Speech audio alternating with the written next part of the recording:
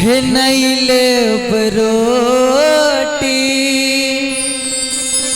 ही नहीं लेब कपड़ा हे नहीं लेब रोटी हे नहीं लेब कपड़ा बस हाँ चराबैल राख लिया हमरा बस हाँ चराबैल राख लिया हमरा हे नहीं लेब रोटी हे नहीं लेब कपड़ा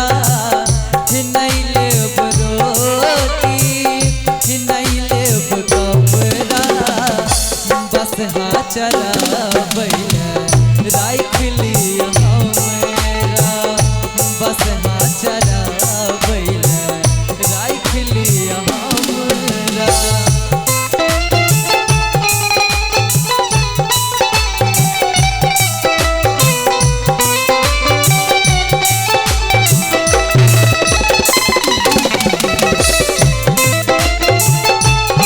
अपने सिंगर जी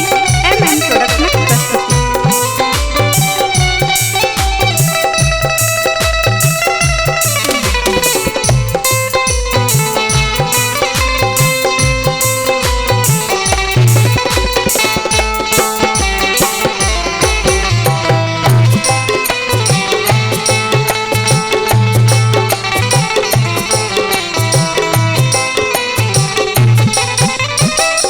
भोर साँझ बस हाल घूर धुआं करब आहल बाबा यो भांगुर करब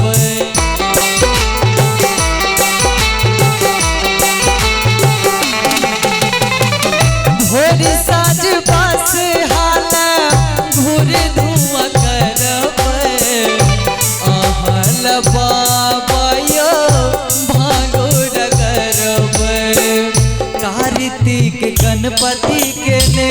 करा देबन झगड़ा कार्तिक गणपति के ने करा देबन झगड़ा बस हाँ चराबैल राख लिया हमरा बस हाँ चराबैल राख लिया हमरा।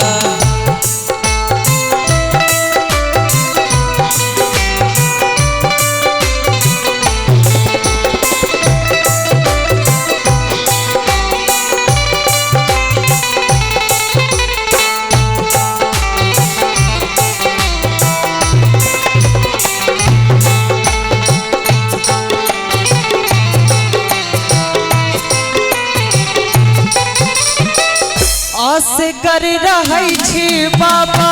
हिस्सा दिखन ध्यान में बांधल बस हिस्सा के बथान में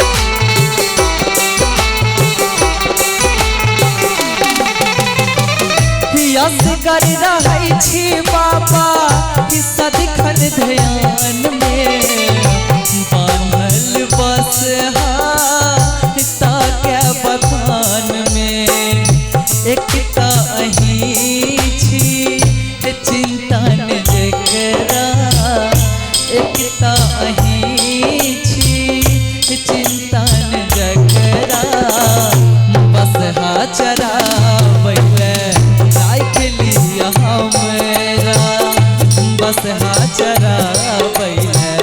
राख लिया हमरा।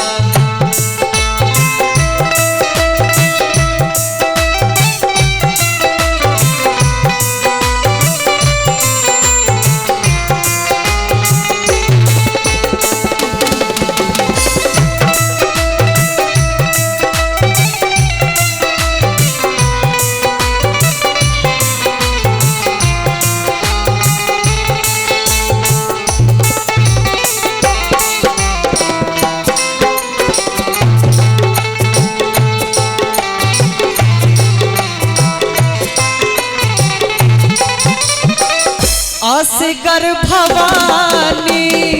कते काज करती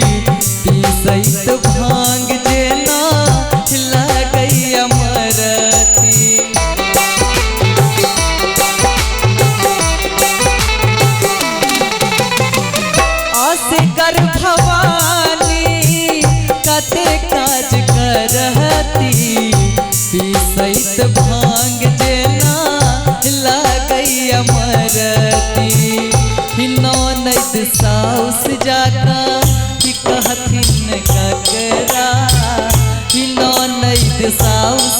जाका कि कहथिन ककरा